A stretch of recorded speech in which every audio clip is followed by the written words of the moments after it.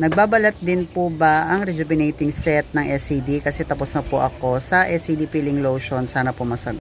So, hi po mga ka-Diyosa. Tulad po ng sabi ko doon sa video ko bago ito. It almost 1 week na ginagamit ko yung ating SCD rejuvenating set. And yes, based po sa experience ay nakaranas pa rin ako ng micro peeling. Actually, until now, meron pa rin siya kasi continuous ko siyang ginagamit.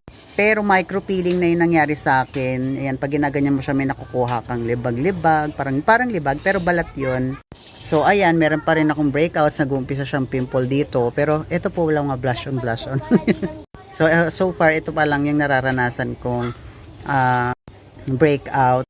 So, since rejuvenating set siya, we still have to expect some skin reaction of using any rejuvenating products. Lalo na ito, since rejuvenating set pa rin naman po siya.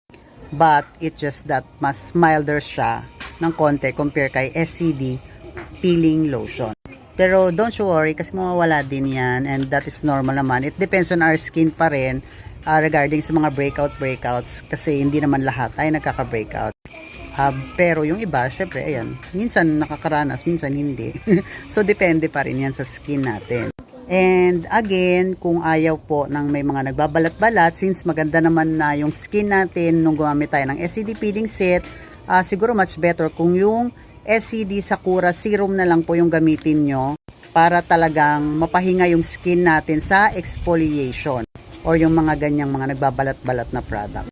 I'm just not a fan of a milder products na kapag pinahid mo sobrang lambot lang niya sa skin. Mas kasi ako mas sanay ako nung pag may nilagay ako, may nararamdaman akong mga slight pamumula kasi alam ko nagre-react yung gamot sa skin ko. Since magkakaiba naman tayo ng perspective when it comes to skincare, merong ayaw ng may mga parang pumupula-pula or mahapdi intan. Meron naman yung gusto nila super mild lang. So dun kayo sa SCD Sakura Serum. So, ayan, so far, wala akong masabi sa ating SCD rejuvenating set and talagang maganda siya sa skin ko. And tulad nga ng sabi ko sa inyo, lahat ng product ni SCD ay talagang iniikot natin para at least may aware ko kayo kung ano man yung mga possible na maranasan natin while using the SCD product. So, yun lang mga ka-Diyosa. So, hopefully nakatulong ang video na to sa'yo and have a great day. Bye-bye!